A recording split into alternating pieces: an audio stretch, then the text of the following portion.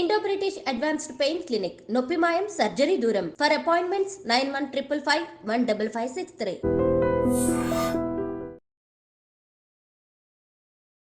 నేనే రియల్ పుష్ప. హిందువులందరూ పిచ్చోళ్ళు, చెడ్డ రాజకీయ నాయకులను షూట్ చేసి పారేయాలి వంటి సెన్సేషనల్ కామెంట్స్ తో ఎప్పుడు వార్తల్లో ఉండే ఆర్మూరు ఎమ్మెల్యే పైడి రాకేష్ రెడ్డి గారు నాతో పాటు ఉన్నారు. సార్ నమస్తే. నమస్తే. నాంపల్లిలోని బీజేపీ ఆఫీస్ మీద కాంగ్రెస్ శ్రేణులు చేసిన దాడి మీద మీ అభిప్రాయం చెప్పండి. ఒకవేళ మళ్ళీ ఇట్లాంటి పునరావృతం అయితే ఈ కిరాయి గుండాలు వీళ్ళ ఒక హిట్ కమిటీ లోపలనే గాంధీ భవన్ లేపేస్తాం. రేవంత్ రెడ్డి ఏడాది పాలన మీద మీ ఫీడ్బ్యాక్ రివ్యూ ఏంటి సార్? ఇదే వ్యక్తిగత కక్షలు లేకపోతే అయితే ఇప్పుడు మీరు కూడా నేనే రియల్ పుష్ప అన్నారు, ఎందుకు అనాల్సి వచ్చింది మీరు ఆ మాట? ఇప్పుడు మేము లీగల్గా చేస్తాము. లీగల్గా అంటే మీనింగ్ ఇప్పుడు అదేమో రియల్ పుష్ప, మేమందరం రియల్ పుష్పాలు.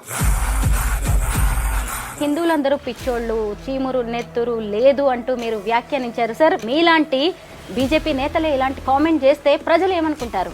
కాంగ్రెస్ అధికారంలోకి వచ్చినాక ఈ సంవత్సరం లోపల ఎప్పుడైతే ముత్యాలమ్మ గుడి కూలిందో దాంతో 11వ గుడి కూలదు. నేను అన్న పదం పరుషంగా ఉండొచ్చు, మీకు ఒకవేళ ఇబ్బందికరంగా అనిపించవచ్చు, కానీ నువ్వు వాస్తవాన్ని అయితే దాచలేవు కదండి. రాజకీయ నాయకులందరినీ షూట్ చేయాలి అని అన్నారు, ఎందుకు ఇలా అనాల్సి వచ్చింది? అసలు పాలిటిక్స్ అంటే మీ ఉద్దేశం ఏంటి? మీరు ఎమ్మెల్యే అయ్యి ఏడాది గడిచిపోయింది సార్. ఇప్పటి వరకు మీ పనితీరులో మీరు సాధించిన విజయాలేంటి? మేము భవిష్యత్ తరాల ముంగడ మాత్రం దోషులమే. ఎందుకంటే రేవంత్ రెడ్డి గారు ముఖ్యమంత్రి ఉన్నప్పుడు ఈ శాసనసభలో ఉండటం అవమానంగా భావిస్తున్నాం. కేటీఆర్ని అరెస్ట్ చేయడం, ఆయన జైలుకు పంపడం సాధ్యమేనంటారా? వాళ్ళ కుటుంబమే దీన్ని మొదలుపెట్టింది గేమ్. దాంట్లో ప్రధాన వ్యక్తి వచ్చి ఇప్పుడున్న ప్రస్తుత ముఖ్యమంత్రి. సార్, ఇంతకీ సంక్రాంతి తర్వాత తెలంగాణ రాష్ట్ర బీజేపీ అధ్యక్షుడిని నియమించబోతున్నట్టుగా తెలుస్తోంది. కాబోయే కొత్త ప్రెసిడెంట్ ఎవరంటారు?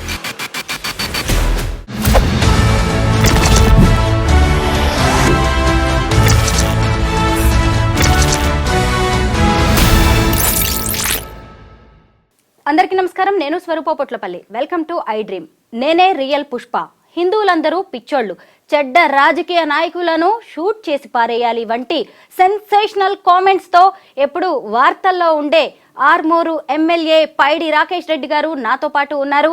ఏడాది రేవంత్ రెడ్డి పాలన ఎలా ఉంది? కేటీఆర్ అరెస్ట్ జరుగుతుందా? దీని వెనక నడుస్తున్న వ్యూహం ఏంటి? అసలు రాష్ట్రంలో పరిస్థితులు ఎలా ఉన్నాయి? సంక్రాంతి తర్వాత తెలంగాణకు రాబోయే కొత్త బీజేపీ అధ్యక్షుడు ఎవరు? ఇలాంటి విషయాలన్నిటినీ కూడా ఎమ్మెల్యే రాకేష్ రెడ్డి గారిని అడిగి తెలుసుకుందాం. సార్ నమస్తే. నమస్తే అండి. నమస్తే. నాంపల్లిలోని బీజేపీ ఆఫీస్ మీద కాంగ్రెస్ శ్రేణులు చేసిన దాడి మీద మీ అభిప్రాయం చెప్పండి. దానికి చెప్పాం కదండి, ఒకవేళ మళ్ళీ ఇట్లాంటి పునరావృతం అయితే ఈ కిరాయి గుండాలు వీళ్ళదంట ఒక హిట్ కమిటీ లోపలనే గాంధీ భవన్ లేపేస్తాం. అదే చెప్పాను, पहले का बीजेपी नहीं है, अब का तेलंगाना का बीजेपी है. ఈట్ కా జవాబ్ పత్తర్ సే దేతే. రెండోది ఇంకొకసారి చూడాలంటే కూడా భయపడాలి కాంగ్రెస్ వాళ్ళు. ఇది ఏందండి కాంగ్రెస్, లిల్లీపుట్ కాంగ్రెస్ ఉన్నదే 3 రాష్ట్రాలలో, గింతంత 19 రాష్ట్రాలలో పరిపాలిస్తున్నాం మేము. బీజేపీ ఎన్డీఏ అలయన్స్లు అది ఇంకా తుమ్మితే ఊడిపోయే ముక్కు. ఏదో ఒక కాంగ్రెస్ మేము అసలు లెక్కలను పెట్టుకోవట్లేదు. అది ఇటలీ కాంగ్రెస్ అయిపోయింది కాబట్టి ఇంకా ఇండియా కాంగ్రెస్ అనేది ఎప్పుడో వెళ్ళిపోయింది. ఇంకా ఇటలీ కాంగ్రెస్ కూడా త్వరలోనే కనుమరుగవుతుంది. పుష్ప 2 సినిమా ఎంత రికార్డ్స్ క్రియేట్ చేసిందో మీకు తెలిసిందే. సంధ్యా థియేటర్ ఘటన సంగతి మీకు తెలిసిందే సార్. పాన్ ఇండియా లెవెల్లో తెలుగు సినిమా ఇండస్ట్రీని నిలబెట్టింది పుష్ప 2 సినిమా. అయితే ఇప్పుడు మీరు కూడా నేనే రియల్ పుష్ప అన్నారు, ఎందుకు అనాల్సి వచ్చింది మీరు ఆ మాట? ఇంటర్వ్యూలు అడిగినప్పుడు ఎంతసేపు ఎర్రచందనం గురించి అపోహలు, అబద్ధాలు, అవాస్తవాలు ఈ వ్యాప్త చేస్తూ ఉంటే అడవి ఉన్న కొద్ది అడవి కూడా మిగిల్చారు వీళ్ళు అనే బాధతో తప్ప మేము చేసేది ఏంటండి. ఇప్పుడు మేము లీగల్గా చేస్తాము. లీగల్గా అంటే మీనింగ్ ఇప్పుడు ప్రభుత్వ అధినేతలు యాక్షన్ పెడతారు. ఎట్లయితే హెచ్ఎండి ప్లాట్స్ రియల్ ఎస్టేట్ చేస్తుందో వాళ్ళు యాక్షన్ చేసినప్పుడు మేము కొంటాము. కాబట్టి అదంతా దొంగల అదేంటి ఎటువంటి అర్థం లేని కథలు తీసుకుంటా అడవికి నష్టపరుస్తున్నారని ఒక బాధతో చెప్పాను. We are real exporters, real rich and exporters. మేము కానీ ప్రభుత్వం కానీ వాళ్ళు అమ్మారు, మేము కొన్నాము. అమ్మినోడు పుష్ప, మేము పుష్ప అని చెప్పాము. దానికి సమాధానం అదేమో రియల్ పుష్ప, మేమందరం రియల్ పుష్పాలం. నిజమే సార్. అయితే సార్ ముత్యాలమ్మ గుడి ధ్వంసం కేసులో మీరు హిందువులను ఉద్దేశించి చేసిన వ్యాఖ్యలు కూడా కొంత కలకలం రేపాయి. హిందువులందరూ పిచ్చోళ్ళు, చీమురు నెత్తురు లేదు అంటూ మీరు వ్యాఖ్యానించారు. సార్, మన హిందుత్వంలో తప్పులు ఉండొచ్చు, నిజంగానే మీరన్నట్టుగా మనకి పెద్దగా ధైర్యం లేకపోవచ్చు, కానీ వాటిని మనం కరెక్ట్ చేసుకుని ముందుకెళ్లాలే తప్ప మీలాంటి బీజేపీ నేతలే ఇలాంటి కామెంట్ చేస్తే ప్రజలు ఏమనుకుంటారు? మేము ఆ రోజు అన్న సందర్భం వేరు. సుమారు అప్పటికి ఆ గుడితో 15 గుళ్ళు కూలినాయి. కాంగ్రెస్ అధికారంలోకి వచ్చినాక ఈ సంవత్సరం లోపల ఎప్పుడైతే ముత్యాలమ్మ గుడి కూలిందో దాంతో 15 గుడి కూలడం, రక్షాపురం కావచ్చు, ఇంకా మిగతా చోట హనుమాన్ గుడి కావచ్చు, ఇట్లాంటి అన్ని చోట్ల కలిపి. అంటే ఇంకా ఒకవైపు గుళ్ళని తండుతుంటూ ఈ రకరకాల సమస్యలు చేస్తుంటే ఎక్కడ చైతన్యం లేకపోయింది, నిర్వీర్యమైపోతుంది జాతి అనే బాధలోకి వచ్చిన మాటలు. నిజంగా కూడా వాడుక భాష ఏమైనా తీవ్రతంగా వచ్చిన దాంట్లో అర్థం మాత్రం సమానం ఉంది కదా. ఇప్పుడు కూడా అదే అంటున్నాను, చీము నెత్తురే ఉంటే హిందువులకు అట్లాంటి సంఘటనలు ఎందుకు జరుగుతాయి? నేను అన్న పదం పరుషంగా ఉండొచ్చు, మీకు ఒకవేళ ఇబ్బందికరంగా అనిపించవచ్చు, కానీ నువ్వు వాస్తవాన్ని అయితే దాచలేవు కదండి. మన గుళ్ళే ఎందుకు కూలుతున్నాయి? మన గుళ్ళు మన దేవతలను ఎందుకు తండుతున్నారు? మన గుళ్ళే ఎందుకు కూలుతున్నాయి? ఇతర మతస్థులను ఎందుకు ఎవరు తండట్లేదు, ఎందుకు కూల్చట్లేదు?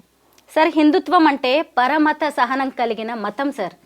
ఇప్పుడు వాళ్ళొచ్చి మన గుళ్ళని కూలగొట్టారు అని చెప్పి మనం వెళ్ళి ఇంకొకళ్ళ ప్రార్థనా స్థలాలని కూలగొట్టాల్సిన అవసరం లేదు కదా.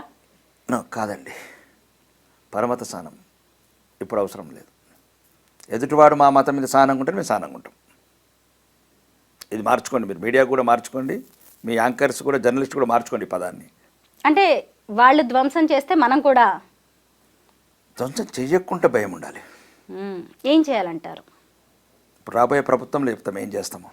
ప్రభుత్వం వచ్చేది ఉంది, వచ్చిన తర్వాత చూస్తాం. అంటే చూడాలంటే కూడా భయపడాలా సార్? రాబోయే ప్రభుత్వం అంటే ఇంకో భారతీయ జనతా పార్టీ 4 ఏళ్ల తర్వాత అంటున్నారా? 4 ఏళ్ళు కావచ్చు, 4 నెలల తర్వాత కావచ్చు. ఎప్పుడు ఎలక్షన్స్ వచ్చినా ఎదుర్కొంటాము. కొన్నిసార్లు ముందే అవుతాయి, కొన్నిసార్లు అర్ధాంతరంగా రద్దు అవుతాయి. ఏంటి సార్ మీ ఉద్దేశం? అంటే కాంగ్రెస్ గవర్నమెంట్ కూలబోతుంది అంటున్నారా? కూలబోతుందని అట్లేదు. మీరు అన్నది రాబోయే ప్రభుత్వం మీకు ప్రజాస్వామ్యయుతంగా, ప్రజాస్వామ్యంలో కొన్ని విలువలు ఉంటాయి, ఆ విలువలకు కట్టుబడి ఉన్నాము, ప్రజల సమస్యల మీద పోరాడుతున్నాము. కానీ ఎన్ని రోజులు ఈ రకంగా బాధలు పడాలి? మా గుళ్ళు కూలగొడుతుంటే, హిందువులను అవమానిస్తుంటే, స్వామి అయ్యప్ప స్వాములు వేసుకున్న దాంట్లో కాకి బూట్లోడు వస్తుంటే ఎన్ని రోజులు భరించాలా? అంటే ప్రతి ఒక్కరు అవమానిస్తారు ఎట్లా? అంటే అవమానించేందుకే ఉన్నామా ఈ దేశంలో? మేమే అవమానాల పాలు కావాలా? నాకు ఇది అర్థం కావట్లేదు. అంటే అవమానాలను అడ్డుకుంటే, అవమానాలను నిలదీస్తే కూడా మీరు ఈ రకంగా యాంకర్లు, జర్నలిస్టు ప్రశ్నలు అడిగితే ఎట్లా? సార్, మేము హిందువులమే సార్. హిందువులైతే నేను హిందువులు అందుకు కాదంటే 80% హిందువులం ఉన్నాము కాబట్టే ఈ పరిస్థితి ఉన్నది. సెక్యులర్ హిందువులు ఎక్కువైనరు. ఆ సెక్యులర్ హిందువు వల్లనే మాకు వచ్చిన సమస్య. ఎదుటివాడు సెక్యులర్ వేలో వెళ్ళాలి కదా మనం. అదేనమ్మా, పరమత సహనం ఉండాలంటున్నావు. ఎదుటివాడికి ఎందుకు చెప్తలేవు ఆ మాట? అందరికీ చెప్తా. ఎక్కడ చెప్తుంటే గుళ్ళ ఎట్లా దండుతారు? బూటకాలతో మా దేవతను ఎట్లా దండుతారు? ఎదుటి వాళ్ళకు నువ్వు పరమత సహనం చెప్తే బూటుకాలతోని మా ముత్యాలమ్మ తల్లిని తండెట్ల కొడుకు, మా రక్షాపురంలో గుడిని ఎట్లా కూలగొట్టి నా కొడుకులు. ఇది కాదు, ఇది కాదండి. మీరు ఒక్కసారి ఇది ఇట్లాంటి మార్చండి. పరమత సహనం ఎదుటివాడుకుంటేనే మాకు ఉంటుంది, వాడికి లేకపోతే ఇంకా మాకు ఉండదు. ఈ గుళ్ళ ధ్వంసాన్ని వీటన్నిటిని ఆపాలంటే మనం మళ్ళీ మన ప్రభుత్వం వచ్చిందాక వెయిట్ చేయాల్సిందేనా? లేదు, ఎదుర్కొంటున్నాం కదా. ఏదంటే ఇప్పుడు ఒకటంటే కొన్ని చట్టబద్ధ సంస్థలు ఉంటాయి. ఇక్కడ ఒక ప్రజాస్వామ్య పరిపాలన దేశం ఉంది, రాజ్యాంగం ఉంది. రాజ్యాంగానికి లోబడి మేము ఉన్నాము, రాజ్యాంగ విలువలకు కట్టుబడి ఉన్నాం. కాబట్టి ప్రజాస్వామ్యయుతంగా ప్రభుత్వాన్ని దృష్టికి తీసుకెళ్ళాము, చర్యలు తీసుకోమన్నాము, చూస్తున్నాం, వెయిట్ చేస్తున్నాము. కానీ సమయం వచ్చినప్పుడు హిందువులంతా ఐక్యత కావాలని కోరుకుంటున్నా. ఇట్లాంటి సంఘటనలు జరగద్దంటే ఏకైతో సేఫే. మనకు మనమే కావాలి, మనకెవరు లేరు, ఎవరు రారు, అంతే. మనకు మనమే కావాలి. రాజకీయ నాయకులందరినీ షూట్ చేయాలి అని అన్నారు. ఎందుకు ఇలా అనాల్సి వచ్చింది? అసలు పాలిటిక్స్ అంటే మీ ఉద్దేశం ఏంటి? అసలు మీరే ఉద్దేశంతో రాజకీయాల్లోకి వచ్చారు? నేను రాజకీయ నాయకులను అందరిని అనలేదు, చెడ్డ వాళ్ళని మాత్రమే అన్నాను. చెడ్డ వాళ్ళని మాత్రమే చట్టం ముందు నిలబెట్టి ఉరి పెట్టాలి. ఒక వీలైతే దాని చట్ట సవరణ మార్చి కొద్దిగా అక్కడి వరకే రాజకీయ నాయకులు చెడ్డ రాజకీయ. ఎందుకంటే 75 సంవత్సరాల తర్వాత కూడా ఇంకా పేదరికం అలానే ఉండిపోవటము, పూరి గుడిసెలలో పేదలు ఉండటం, అంటే 500 మంది అమ్మాయిలకున్న స్కూల్లో ఒకటే బాత్రూమ్ ఉండటం, ఎటువంటి అంటే గ్రామీణ ప్రాంతంలో గ్రామీణ భారతంలో అంటే కొన్ని మౌలిక వసతులు అట్లా ఉండటం అంటే ఇది నా ఉద్దేశంలో. అది అంటే ఏదైతే ఇప్పుడు 145 కోట్ల భారతం ఉందో, ఈ భారతంలో ఉన్నవాడు అవుతున్నాడు, ఎదిగిపోతున్నాడు, ఓకే, అది వ్యాపారాలు చేసి వెళ్ళడం వేరు. కానీ రాజకీయ నాయకుల ప్రధాన కర్తవ్యం ఏంటంటే ఎక్కడైతే పేదరికము, నిరక్షరాస్యత ఇవ్వున్నదో ఇవిట్లా కట్టడి చేయాలి. కానీ ఇప్పుడు చూడండి, ఈ రీసెంట్లీ 7 లక్షల మంది స్టూడెంట్స్ డ్రాప్ అవుట్ అయ్యారు. 7 లక్షల మంది స్టూడెంట్స్ ఎవరండి? గవర్నమెంట్ స్కూళ్ళలో ఎవరు చదువుతున్నారు? మీ పిల్లలా, మా పిల్లలా? పేద పిల్లలు. పేద పిల్లలు రాజకీయ నాయకుల పిల్లలు చదవట్లేదు, గవర్నమెంట్ ఆఫీసర్ల పిల్లలు చదవట్లేదు, గవర్నమెంట్ టీచర్ల పిల్లలు కూడా చదవట్లేదు. మరి ఎలా అనేది ఆ బాధలో ఆవేదనలో వచ్చిన పని. నేనేమన్నానంటే మంచి రాజకీయ నాయకులను వదిలేసి చెడ్డ రాజకీయ నాయకుల్ని అంటే ఉరికంబం ఎక్కించాలి భారత చట్టాల ప్రకారం. వీలు కాకపోతే చట్టాన్ని సవరణ చేసి షూట్ చేసేయాలని నేను అంటున్నాను. సార్, క్రైమ్ హిస్టరీ ఉన్న కొంతమంది లీడర్స్కి మీ పార్టీ కూడా సీట్లు ఇచ్చింది, కొంతమంది గెలిచారు. నేను క్రైమ్ హిస్టరీ గురించి మాట్లాడలేదండి. క్రైమ్ హిస్టరీ ఇస్ డిఫరెంట్, శిక్షలు పడటం వేరు. చెడ్డవాళ్ళు, చెడ్డ రాజకీయ నాయకులు అంటే ప్రజలని నమ్మించి గొంతు కోసి మీకు అన్నీ చేస్తాము, మీకు ఇల్లు కట్టిస్తాము, మీకు పెన్షన్లు ఇస్తాము, మీకు రేషన్ కార్డులు ఇస్తాము, 6 గ్యారెంటీలు అని చెప్పి 420 గ్యారెంటీలు అని చెప్పిన రాజకీయ నాయకులు. మరి మీరు ఏ ఉద్దేశంతో రాజకీయాల్లోకి వచ్చారు? నేను వచ్చిన ఉద్దేశం దేశం, ధర్మం, న్యాయం అంటే ఆ ఐడియాలజీ ఉన్న పార్టీ. ఎందుకంటే ఇక్కడ 1947 ఆఫ్టర్ ఫ్రీడమ్ డెవలప్ అవుతున్న ఒక రిలీజియన్ ఇష్యూస్ కావచ్చు, లేదు ఇప్పుడు ఏదైతే సంవిధానం అంటున్న కుటుంబం, ఆ సంవిధాన్ని చీల్చి ముక్కలు చేసిన గాంధీ కుటుంబం కావచ్చు, ఈరోజు దేశవ్యాప్తంగా ఒక భావజాలాన్ని వ్యాపింపజేస్తున్న రాహుల్ గాంధీ గారి మాటలు గల్ల కావచ్చు, ఇవన్నీ మనం భారతీయ జనతా పార్టీకి రావడం జరిగింది. వచ్చిన తర్వాత కూడా ఇక్కడ కనీసంగా కావాల్సిన నేను కొట్లాడేది కూడా అవిటికే కొట్లాడుతున్నాను. విద్య, వైద్యం, ఉపాధి, అంతే. ఆ 3 ప్రధాన ఎజెండాగా. మిగతాది పేదలకు ఇల్లు కావచ్చు, మౌలిక వసతులు, ఇప్పుడు సీసీ రోడ్లు కావచ్చు, డ్రైనేజ్ కావచ్చు, ఇట్లా మాదంతా గ్రామీణ ప్రాంతం గల నియోజకవర్గం కాబట్టి ముఖ్యంగా వీటి మీదనే ఫోకస్ చేస్తున్నాను నేను. మీరు ఎమ్మెల్యే అయ్యి ఏడాది గడిచిపోయింది సార్. ఇప్పటి వరకు మీ పనితీరులో మీరు సాధించిన విజయాలేంటి? మేము భవిష్యత్ తరాల ముంగడ మాత్రం దోషులమే. ఎందుకంటే రేవంత్ రెడ్డి గారు ముఖ్యమంత్రి ఉన్నప్పుడు ఈ శాసనసభలో ఉండటం అవమానంగా భావిస్తున్నాను నేను. ఈ కాంగ్రెస్ సీనియర్ మంత్రులు ఎవరైతే ఉన్నారో, మేము భవిష్యత్తులో మా నియోజకవర్గ పిల్లలకు సమాధానం చెప్పుకోవాల్సింది. వాళ్ళు అడుగుతారు, ఇంక 20 ఏళ్ళ తర్వాత అడుగుతారు, ఏం చేశారు అనుముల రేవంత్ రెడ్డి 1000 కోట్లు దోసుకుపోతుంటే కొడంగల్కు, నువ్వేం చేసావని అడుగుతారు అప్పటి పిల్లలు. దానికి మాత్రం మేము తలదించుకోవాల్సిందే. ఏదైతే దక్షిణ తెలంగాణ మంత్రులు ఉన్నారో ఎవరు పడితే వారు ఇష్టమైనట్టు దోసుకుపోతున్నారు, మీరేం చేశారు మీ నియోజకవర్గం అంటే నేనే కాదు 33 జిల్లాలల్లో. ఒక ఎగ్జాంపుల్ చెప్తున్నాను. సుమారు ఎస్డిపి స్పెషల్ డెవలప్మెంట్స్ అనేది 33 జిల్లాలల్లో సగం కాన్స్టిట్యున్సీలకు 10 రూపాయలు ఇవ్వలే. కొన్ని ఆ కాంగ్రెస్ ఉన్న దగ్గర 10 కోట్లు ఇచ్చారు, వీళ్ళేదో ఇటలీకి వెళ్ళి వచ్చినట్టు ఫండ్స్. ఒక్క రేవంత్ రెడ్డి గారే 1005 కోట్లు కొండపోయారు. ఇది రాబోయే తరాలు మమ్మల్ని అడిగితే దానికి ఏదో ఒక పరిష్కారం కనుగొనాలి. రేవంత్ రెడ్డి వాళ్ళు లాంటి వాళ్ళు అది మానుకోవాలని నా వ్యక్తిగత అభిప్రాయం. రేవంత్ రెడ్డికి ఎవరు చెప్పేవాళ్ళు లేరా, లేకపోతే ఆయన ఎందుకు ప్రవర్తిస్తున్నాడు అపరిచితుల్లాగల్లా? ఎందుకంటే ఈ రకంగా అంటే నీ నియోజకవర్గం 1000, ఇప్పుడు మాకు 10 కోట్లు ఇచ్చినప్పుడు 20 కోట్లు తీసుకెళ్ళు, లేదు 30 కోట్లు తీసుకోవాలి. మాకు 10 కోట్లు కూడా లేదు. ఆయన ఒక్క కొడంగల్కి 1005 కోట్లు, ఇంతకుముందు 1400 కోట్లు. సుమారు రాష్ట్రంలో ఏదైనా మిగులు బడ్జెట్ ఇప్పుడు మొన్న ఏదైతే భూములు తాకట్టు పెట్టి అప్పులు తీసుకొస్తున్నారో మొత్తం కొడంగల్కు, మధిర లాంటి ప్రాంతాలకు, లేకపోతే 3 జిల్లాల వరకే మేజర్ పార్ట్ వచ్చి కొడంగల్. ఇది మేము భవిష్యత్ తరాలకు సమాధానం చెప్పుకోవాల్సింది, లేకపోతే సిగ్గుతో తలదించుకోవాల్సిందే. మిగతా ఎమ్మెల్యేలు 33 జిల్లాల ఎమ్మెల్యేలు అందరం దాంట్లో ప్రధానంగా అయితే నేనైతే సిగ్గుపడుతున్నా. ఇప్పుడున్న శాసనసభలో తెలంగాణ 3వ శాసనసభలో శాసనసభ్యునందుకు అది ముఖ్యమంత్రిగా రేవంత్ రెడ్డి గారు అంటే ఎటువంటి ఒక న్యాయబద్ధత పరిపాలన లేకుండా పక్షపాత పూరితమైన పరిపాలనతో చేస్తూ తన ప్రాంతానికి ఒక 3 జిల్లాలకే ఉన్న నిధులను తీసుకుపోతుంటే అదొక గుండె కోసినంత బాధ అవుతుంది. కానీ ప్రజాస్వామ్యం ఏం చేయలేము. నా ప్రజల మీద అప్పు మోపుతున్నాడు. నువ్వు 1,38,000 కోట్లు తీసుకొచ్చాడు అప్పు. 2,40,000 కోట్లు మా ఆదాయాన్ని మొత్తం కలిపి వాళ్ళు 3 జిల్లాలకు తీసుకెళ్తున్నారు, ముఖ్యంగా కొడంగల్కి తీసుకెళ్తున్నారు. అది తప్పు అని నేను అంటున్నాను. సరిదిద్దుకోవాలని కోరుకుంటున్నాను. సరిదిద్దుకోకపోతే దేవుణ్ణి ప్రేరిత చేస్తాను.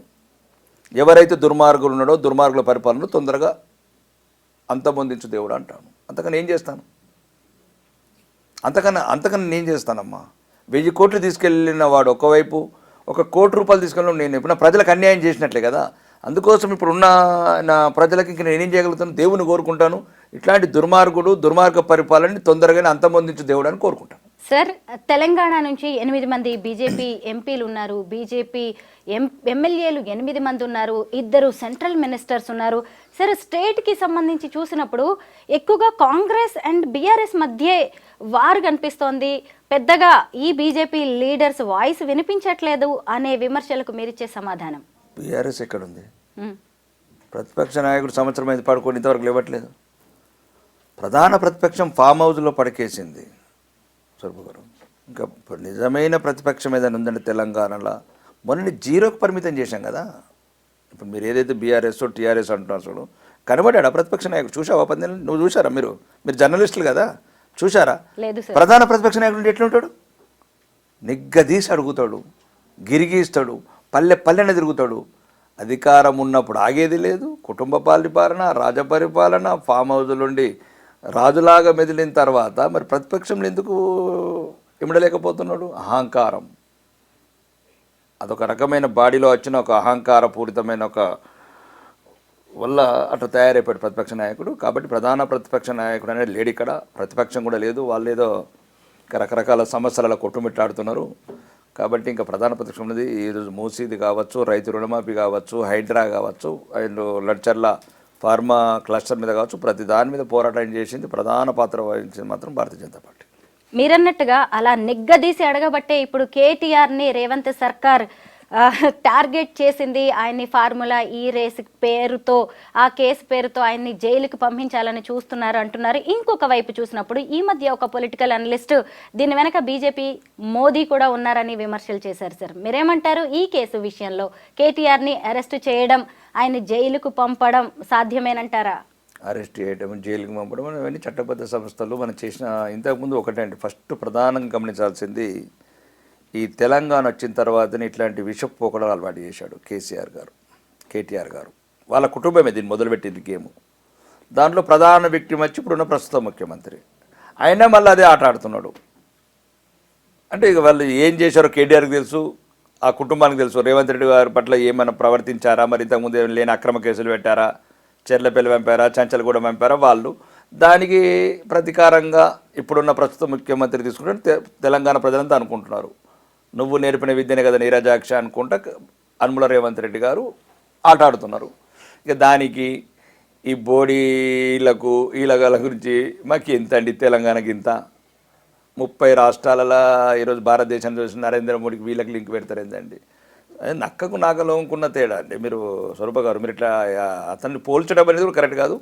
నరేంద్ర మోడీ గారికి ఇట్లాంటి చిల్లర విషయాల మీద టైం లేదు. వీళ్ళు ఇక్కడ దుర్మార్గంగా ఇస్తున్నారు. కాబట్టి తెలంగాణ ప్రజలకు కూడా నేను చెప్పదలుచుకుంటున్నాను ఏంటంటే, దయచేసి ఈ వ్యక్తిగత కక్షల గురించి వీళ్ళని మనం ఎన్నుకోవడం మూర్ఖత్వము. రాష్ట్ర హితము, రాష్ట్రానికి కావాల్సిన పేదలకు ఏం కావచ్చు, మౌలిక వసతులు కావచ్చు, విద్య కావచ్చు, వైద్యం కావచ్చు, ఒక ప్రధాన దృష్టి కేంద్రీకరించే భారతీయ జనతా పార్టీని మీరు ఎన్నుకుంటే ఇట్లాంటి సమస్యలు ఉండేవి. వాడు వీడు అందరిని పంపిస్తాం, మొత్తం సబ్ క్లీన్ కడితేతాం తెలంగాణకు. రేవంత్ రెడ్డి ఏడాది పాలన మీద మీ ఫీడ్బ్యాక్, రివ్యూ ఏంటి సార్?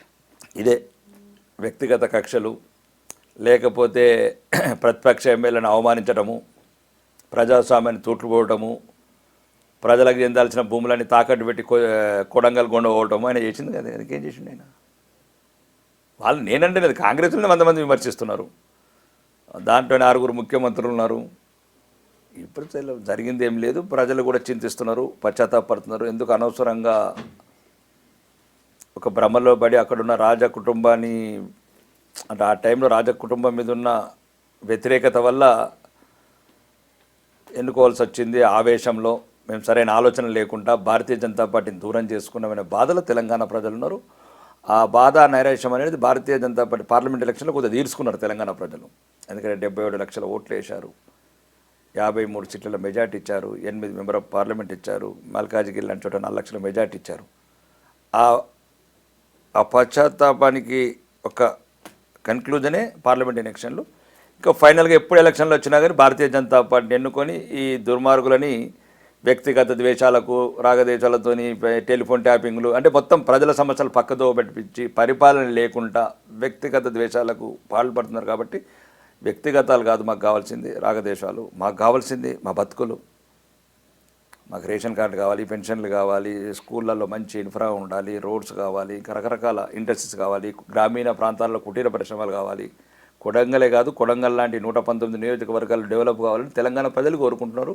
దానికి ఒకే ఒక్క మార్గం, కమలం అయితేనే మా గమ్యం కరెక్ట్ ఉంటుందని నిర్ణయించుకుంటున్నారు. హైడ్రా, మూసి ప్రక్షాళన, లగచర్ల ఈ ఇన్సిడెంట్ వీటన్నిటి వెనక ప్రభుత్వ స్వార్థం కానీ ఇంకేదైనా స్కెచ్ వ్యూహం ఉందంటారా? దాంట్లో ఏమేమున్నదండి? ఇప్పుడు హైడ్రా ఉంది, హైడ్రా ఎందుకు పోతలేరు ఫాతిమా కాలేజీకు? అది చెప్పండి కదా ముందు. ఇప్పుడు రంగనాథ్ గారిని అడుగుతున్నాను, బహిరంగంగా అడుగుతున్నాను నేను. ఇప్పుడు ఎవరు ఆయన హైడ్రా కమిషనర్ ఎవరు ఉన్నట్టున్నారు, ఐపీఎస్ ఆఫీసరు. నిజంగా మీరు నిజాయితీ పర్లేదు, అటు ఎందుకు వెళ్తలేరు? పాత బస్తి చాదరగట్ట ఎందుకు దాటుతలేరు? ఒక దాంట్లో మీ దాంట్లో ఏం లేకపోతే హిందువులు అంటే చులకన, కొట్టినా పడతారు, తండినా పడతారు, ఆస్తులను కూలగొట్టినా పడతారు. నేను అనేది ఉదాహరణ నేను అది తప్పుల గురించి కాదు. నేను ఒక సంఘటన చెప్తున్నాను. మాదాపూర్లో కూల్చడం తప్పనట్లేదు. మరి అక్కడ ఎందుకు కూలుస్తలేవు? మదీనా కాడ ఎందుకు కూలుస్తలేవు? కాలాపత్ర కాడ ఎందుకు కూలుస్తలేవు? ఈ అకాడమిక్ ఇయర్ అయిన తర్వాత కూలుస్తామన్నట్టున్నారు. అఫిడవిట్ ఇవ్వను తెలంగాణ ప్రజలకు అఫిడవిట్ ఇవ్వనండి. మరి వాళ్ళకు కూడా అదే టైంలో వీళ్ళకు కూడా ఆపండి. మిగతా పేదలై మధ్యతరగతులై కూలబడుతున్నారు కదా, అది కూలగొట్టిన తర్వాత ఆపండి. మరి ఇవి ఎందుకు ఆపుతలేరు? ఇప్పుడు అక్బరుద్దీన్ గారు మొన్న అన్నారు కదా, మేము స్కూల్ నడిపిస్తున్నాము, దాంట్లో అది అంటే మేము కూడా స్కూల్ నడిపిస్తాం, గండిపేటలో ఎక్కిమంటున్నాం మాకు. ఇప్పుడు వాళ్ళు ఎట్లన్నా ముస్లిమ్స్కు మైనారిటీస్కి స్కూల్స్ పెట్టుకోరు కదా, ఫాతిమా కాలేజు. మేము బ్రహ్మర్షి కాలేజ్ అని పెట్టుకుంటాము, శ్రీరామ కాలేజ్ అని పెట్టుకుంటాము. మాకు గండిపేటలో ఎక్కివ్వండి కదా. మేము కూడా హిందూ పేద పిల్లలకు చదువులు చెప్తాము. అడుగుతున్నాను, రంగనాథ్ గారిని అడుగుతున్నాను ఈ మాట. తెలంగాణ అసెంబ్లీలో ఆయన చెప్పాడు ఆ మాట. గౌరవనీయ ముఖ్యమంత్రి గారిని అడుగుతున్నాను ఆ మాట. ఒకటి అద్దండి, వీళ్ళకి హిందువులు అంటేనే చులకన, మరీ ముఖ్యంగా పేదవాళ్ళంటే చులకన. కాబట్టి ఉన్నవాడికి ఒక చట్టం వెళ్తుంది, లేనివాడికి ఒక చట్టం వెళ్తుంది. ఏదో ఎలా ఉందంటే రేవంత్ రెడ్డి వాళ్ళన చిన్నప్పుడు ఏదో సినిమా చూశాను, ఎక్కడుందిరా న్యాయం అటు రాళ్ళల్లో మూలుగుతుంది. ఈ హైడ్రా సంఘటన చెప్తున్నా. ఎక్కడుందిరా న్యాయం ఇటు రాళ్ళల్లో మూలుగుతుంది, ఎక్కడుందిరా అన్యాయం అటు రాజ్యాలు ఏలుతుంది. ఇది ఇప్పుడు రేవంత్ రెడ్డి పరిపాలన సరిపోతుంది. సార్, ఇంతకీ సంక్రాంతి తర్వాత తెలంగాణ రాష్ట్ర బీజేపీ అధ్యక్షుడిని నియమించబోతున్నట్టుగా తెలుస్తోంది. మీ అభిప్రాయం ప్రకారం, మీకున్న ఇన్ఫర్మేషన్ ప్రకారం కాబోయే కొత్త ప్రెసిడెంట్ ఎవరంటారు? అంటే ఏం కావాలి మీకు? మీడియాకి ఏం కావాలి? ఎవరో ఒకరు వస్తారు ప్రెసిడెంట్, అంతేనా సార్? అంటే ప్రెసిడెంట్ 4 చేతులు 6 తలకాయలు అవతారం ఉంటుంది, దశావతారం ఉంటుంది ఏంది? వాళ్ళకి 2 చేతులు 2 కాళ్ళు అంతే ఉంటాయి. అంటే కొంతమంది పేర్లు వినిపిస్తున్నాయి. తప్పేముంది? సీనియర్స్. ఇప్పుడు మీరు సీనియర్ యాంకరు, సీనియర్ జర్నలిస్టు, ఏదన్నా మీ ఐడ్రీమ్ వాళ్ళు ఏదైనా తీసుకోవాలనుకుంటే మీకు ప్రయారిటీ మీకు ఇస్తారు. మీరు ఉదాహరణకు 10 సంవత్సరాల క్రితం వచ్చారనుకోండి ఛానల్లోకి, ఏదైనా దీంట్లో CEO పోస్టు ఇవ్వాలి, CGM పోస్టు ఇవ్వాలి, అప్పుడు ఎవరు ఇస్తారు? సీనియారిటీ. దాని ప్రకారం మీకున్న అంటే ఒక సీనియారిటీ ఒకటే కాదు కదా, సీనియారిటీ అండ్ కెపబుల్, కాలిబర్, ఇవన్నీ ఉండాలి. కాలిబర్ ఉండాలి, కమిట్మెంట్ ఇవన్నీ ఉండాలి. కాలిబర్ కావచ్చు, కమిట్మెంట్ కావచ్చు, కెపాసిటీ కావచ్చు. అంటే ఇవన్నీ అంత పెద్ద ప్రధాన అంశం కాదు అది. ఎందుకంటే అది రొటీన్ అవుతారు, పార్టీని నడిపించే వాళ్ళు వస్తారు. నాకు తెలిసినంతవరకు మనం చెప్పాను కదా, పార్టీని పరిగెత్తిచ్చే నాయకుడు మాత్రం వస్తాడు. సరే సార్, ఇప్పుడు ఎక్కువగా వినిపిస్తున్న 3 పేర్లు చెప్తాను. DK అరుణ గారు, ఈటెల రాజేందర్ గారు, ధర్మపురి అరవింద్ గారు. మీరన్నారు కదా పార్టీని పరిగెత్తించే నాయకుడు అని. మీ అభిప్రాయం ప్రకారం ఈ ముగ్గురులో మీరు అనుకున్న అర్హతలు ఉన్న వాళ్ళు ఎవరు? నేనైతే ముగ్గురు పరిగెత్తించే వాళ్ళే. ఒక్కొక్కరిది ఒక విధానం. ధర్మపురి అరవింద్ గారిది ఒక విధానం, ఈటెల రాజేందర్ గారిది ఒక విధానం, DK అరుణ గారిది ఒక విధానం. అంటే అందరూ ఒకే రకంగా ఉండరండి. అందరూ యాంకరింగ్ చేస్తారు కానీ ఒక్కొక్క యాంకరింగ్, ఒక జర్నలిజం, ఒక్కొక్క ప్రొఫెషన్ ఉన్నట్టు, రాజకీయ నాయకులు కూడా ఒక రకంగా ఉన్నట్టు వాళ్ళ విధానాల ప్రకారం పార్టీని ముందుకు తీసుకెళ్తారు. ఆ ముగ్గురిలో ఎవరైనా పార్టీకి పరిగెత్తించే వాళ్ళే. సార్, ఫైనల్గా ఒక్క క్వశ్చన్ సార్. అసలు బీజేపీ అంటే హిందుత్వ పార్టీయేనా? అంటే ఇప్పుడు విన్నారా వందే భారత్ ట్రైన్లో హిందువులు ఎక్కాలని? లేదు సార్. కరోనా వ్యాక్సిన్ ఇచ్చేటప్పుడు హిందువులుగా నిన్నారా?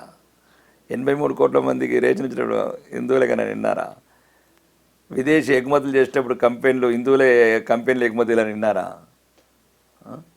ఎయిర్పోర్ట్లలో హిందువులే ఎక్కాలని కొత్త ఎయిర్పోర్ట్లు కట్టామా? ఎందుకండి ఇంత దుష్ప్రచారం? బీజేపీ అందరిదండి, ఇది ఆ పార్టీలు కొందరి అండి,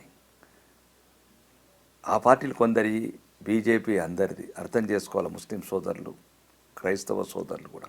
ఎందుకంటే 90% ఉన్న నాగాలాండ్లో బీజేపీ అధికారంలో ఎలా ఉంటుందండి? అందరిది కాకపోతే కొందరిది అయితే నాగాలాండ్లో అధికారంలో ఎందుకుంటాం? 65% ముస్లిమ్స్ ఉన్న దగ్గర భారతీయ జనతా పార్టీ అభ్యర్థి ఎట్లా గెలుస్తాడు? ఒకవేళ ఇది కొందరి పార్టీ హిందువుల పార్టీ అయితే 65% ముస్లిమ్స్ ఉన్న దగ్గర మేము ఎట్లా గెలవగలుగుతాం? నో, అది కొందరు పార్టీ. ఎట్లయితే వక్ఫ్ బోర్డు చట్టాలు అన్యాయంగా అసంబద్ధంగా అంటే అక్రమంగా చట్టాలు చేశారు, పర్సనల్ లా బోర్డ్స్ కావచ్చు, ఆడవాళ్లకు త్రిపుల్ తలాక్ ఎత్తేయడం కావచ్చు, 370 ఆర్టికల్ రుద్దడం కావచ్చు, భారత రాజ్యాంగాన్ని తుంగలోకి ఎమర్జెన్సీ పెట్టడం కావచ్చు, అడుగడుగున మైనారిటీలకు తాయిలాలు ఇచ్చి ఒక రకంగాలని లేనిది క్రియేట్ చేశారు వాళ్ళకు. మీరు ప్రత్యేకంగా వాళ్ళకి ఏమైపోయిందంటే ఈ కాంగ్రెస్ పరిపాలన 60 ఏళ్ళల్లో నిజంగానే మేము అంటే ఒక ప్రత్యేకంగా ఉన్నాం ఈ దేశంలో అనుకోండి. ఆ ప్రత్యేకమైన హక్కుల వల్ల ఇట్లాంటి చర్యలకు వాళ్ళు దిగడం మొదలుపెట్టారు. వాళ్ళు నిజంగా ముందు బాగానే ఉండేవాళ్ళు. తర్వాత ఈ కాంగ్రెస్ ఈ దేశద్రోహి పార్టీ అయినా ఈ దేశద్రోహ అలవాట్లు అంటే వందలాది మంది సైనికులు చచ్చిపోతుంటే కూడా ఢిల్లీలో సంబరాలు చేసుకునే కాంగ్రెస్, అట్లాంటి నాయకత్వాలు ఉన్న వాళ్ళు ఈ దేశాన్ని నేలారు. కాబట్టి తీవ్రవాద సంస్థల్ని పెంచారు. ఎల్టీటీని ఇందిరాగాంధీ గారు ఇది ఖలిస్తాన్ తీవ్రవాదం ఆ కాంగ్రెస్ పార్టీ వల్ల, ఎల్టీటీ తీవ్రవాదం కాంగ్రెస్ వల్ల వాళ్ళు చేశారు, వాళ్ళు బలయ్యారు. తీవ్రవాద నాయకుల్ని పెంచి ప్రభాకర్ని పెంచి పోషించింది రాజీవ్ గాంధీ గారు, బలైపోయాడు దానికి. ఇందిరాగాంధీ గారు బింద్రన్ వాళ్ళని పెంచి పోషించారు, బలైపోయారు. కాబట్టి చరిత్ర కూడా చదవాలా, ప్రజలు కూడా ఆలోచించండి. మీరు ఎవరి గురించో త్యాగాలు చేసి దేశం గురించి ఎవరు త్యాగాలు చేయలేదు. వాళ్ళ మూర్ఖత్వపు ఆలోచనలతోని తీవ్రవాదాన్ని పెంచి వాళ్ళకి అనవసరంగా ఇబ్బంది పడ్డది బాధాకరం. అది కొంచెం సంఘటనలు జరగడం బాధాకరంగానే, దానికి కొద్దిగా గతం కూడా చదివితే కొద్దిగా ఇబ్బందికరంగా ఉండదని నేను అంటాను. సార్, సెంట్రల్లో బీజేపీ అధికారంలోకి వచ్చాక ప్రధానిగా మోదీ అయిన తర్వాత మత విద్వేషాలు పెరిగిపోయాయి భారత్లో అని ఈ మధ్య ఒక పేపర్లో ఆర్టికల్ వచ్చింది సార్. ఇలాంటి వార్తల్ని, వదంతుల్ని లేదంటే నిజాలే కావచ్చు, వీటిని స్ప్రెడ్ చేసే వాళ్ళకి మీరిచ్చే వార్నింగ్ లేదంటే మీరు ఇచ్చే సమాధానం ఏంటి? నిజంగా ఇంటర్వ్యూ చూసిన ప్రతి ఒక్కరు మోడీ గారు వచ్చిన తర్వాత తాజ్మహల్ రోడ్డు బాంబ్ బ్లాస్టింగ్లు అవుతున్నాయా, బొంబాయి బ్లాస్టింగ్స్ అవుతున్నాయా, దేశవ్యాప్తంగా బిక్కుమంటూ బతికిన మధ్యతరగతి ప్రజలు కావచ్చు, మిగతా అందరు ప్రజలు కావచ్చు, పిల్లల్ని స్కూళ్ళకి పంపించాలంటే భయపడేది, ఎక్కడ బాంబ్ బ్లాస్టింగ్లు అవుతాయని, ఎక్కడ తీవ్రవాదులు వస్తారని. ఎన్ని జరిగినాయండి సంఘటనలు కాంగ్రెస్ పరిపాలనలో? అడుగడుగున అల్లకల్లోలం, అడుగడుగున బాంబులు, అడుగడుగున తీవ్రవాదం, అడుగడుగున ఉగ్రవాదం. ఈరోజు ఉన్నదా అండి? 10 సంవత్సరాల నుంచి అట్లా విన్నారు ఎక్కడైనా? అది నరేంద్ర మోడీ గారి పరిపాలన అండి. నరేంద్ర మోడీ గారు వచ్చిన తర్వాత ఒక్క మత కలవడం లేదు. అంతకుముందు గోధరా ఘటనలు, ఎక్కడెక్కడ హైదరాబాద్లో కూడా ఎన్నోసార్లు మత కలవలు, మిగతా దేశవ్యాప్తంగా మత కలవలు మరి లేవండి. ఏంటండి 11 సంవత్సరాల నుంచి ఒక్క మత కలవలం లేదు, ఒక్క బాంబ్ బ్లాస్టింగ్ లేదు, ఎక్కడో ఒక చోట చిన్న సంఘటన తప్ప. ఎందుకు లేవండి? సరే, ఒక్కసారి మీరు ఆలోచించాలండి. ఇట్లా ప్రశ్నలు అడిగే ముందు కూడా ఆలోచించాలి. ఎవరో అన్నారు, ఎవరో విద్వేషం జల్లుతున్నారంటే అది భారతదేశం మీద విద్వేషం, అది భారతీయ జనతా పార్టీ మీద కాదు. వాళ్ళ విద్వేషం వల్ల ఏంటంటే ఈ భారతదేశం స్వావలంబన పొందుతుంది, చంద్రమండలం మీద పాదం మోపింది, కరోనాకు వ్యాక్సిన్ కనుగొన్నది, వందే భారత్ ట్రైన్లు తిరుగుతున్నాయి, పేదవాళ్ళు కూడా ఫ్లైట్లలో తిరుగుతున్నారు, 8 లైన్ల రోడ్ల మీద జీవమని దూసుకుపోతున్నారు మధ్యతరగతి వాళ్ళు. ఇది ఇది ఇది కొంతమందికి విదేశాల్లో ఉన్న వాళ్ళకి నచ్చట్లేదు. ఇది ఎలా సొంత కాలం నిలబడగలుగుతున్న దేశం? మా ఇంపోర్ట్స్ చేసుకోవాలి, ఎప్పుడు విదేశాలకే మనం సంపాదించిన డబ్బు విదేశీ మార్గద్రవ్యంగా ఇవ్వాలి, పెట్రోల్కి బదులు బయోడీజిల్ ఎట్లా తయారవుతుంది, సిఎన్జి ఎట్లా తయారవుతుంది, ఈవీ బస్సులు ఎట్లా వస్తున్నాయి, ఇవన్నీ ఒక కొత్త భారతదేశాన్ని తయారు చేస్తున్నామండి. నయా భారత్ నవభారత్, అబ్కా భారత్, అలగ్ భారత్. మీరు ఒక్కసారి మార్చుకోండి అట్లాంటి ఆలోచనలు ఉంటే. ఎవ్వరు కూడా చెప్తున్నాను, ఏ దేశకో మొబైల్ నెంబర్ బనాకే చూడేగా. 11 నుంచి 5కి తీసుకొచ్చాం, 5 నుంచి 1కి తీసుకెళ్తాం. ఎట్లయితే మౌర్య వంశాన్ని ఎట్లయితే ఒకప్పుడు అఖండ భారత్ వెళ్ళినామో, ఈ భారతదేశాన్ని కూడా ప్రపంచంలో, అంటే భారతదేశంతో పాటు భారతీయులు ప్రపంచంలో ఎక్కడున్నా వాళ్ళకు అండదండగుండి వెన్నుదన్నుగుండి ప్రపంచమంతా భారతీయత వేసేటట్లు చేస్తాం. సార్, సెంట్రల్ గవర్నమెంట్లో మీ ప్రభుత్వం అధికారంలో ఉంది, పలు రాష్ట్రాల్లో కూడా మీ ప్రభుత్వం రాజ్యం ఏలుతోంది. ఇంకొక వైపు చూసినప్పుడు హైదరాబాద్ నియోజకవర్గాన్ని ఎంపీగా మాధవీలత అనే ఆవిడ్ని మీరు అనౌన్స్ చేశారు. ఆవిడ కూడా కష్టపడి పోరాడారు, ఓవైసీనే సవాల్ చేశారు. ఆ తర్వాత అసలు ఆ మాధవీలత ఏమైపోయారు, అసలు బీజేపీలో ఆడవాళ్లకు దక్కుతున్న గౌరవం, సపోర్ట్ ఏంటి అంటే మీరేం చెప్తారు సార్? నో, బీజేపీలో మిగతా పార్టీలన్నిటికన్నా ఏదో ఒక ఇద్దరు గాంధీలతోనే పార్టీలు నడపలేమండి. మా దగ్గర చాలామంది దేశవ్యాప్తంగా, అంటే వసుంధరాణి లాంటి వాళ్ళు, ఇంకా చాలామంది వేలాది మంది మహిళలు ఉన్నారు. రెండోది, ఢిల్లీలో కూడా ప్రధాన పోర్ట్ఫోలియో ఒక సింపుల్గా వెళ్ళిపోతే నిర్మలా సీతారామన్ గారు ఈ దేశంలో ఫస్ట్ డిఫెన్స్ మినిస్టర్ చేసిన మహిళని చేసింది మా పార్టీ. ఆర్థిక శాఖని దేశం చక్కదిద్ది ఈ దేశాన్ని సరిగ్గా విధానంగా నడిపిస్తుందంటే నిర్మలా సీతారామన్ గారు. President of India Droupadi Murmu గారు. ఆడవాళ్ళకి ఇచ్చిన, మహిళలకు ఇచ్చినంత ప్రాధాన్యత బీజేపీ ఇచ్చిన ప్రాధాన్యత ఏ పార్టీ కూడా ఇవ్వలేదు కూడా. కాబట్టి అది ఒకటి అసంబద్ధమైన అబద్ధాలు, అవన్నీ పట్టించుకునే అవసరం లేదు. ప్రస్తుత పరిస్థితుల మీద మీ పార్టీ స్టాండ్ను, మీ అభిప్రాయాలను నిక్కచ్చిగా చెప్పినందుకు thank you so much sir. ధన్యవాదాలు.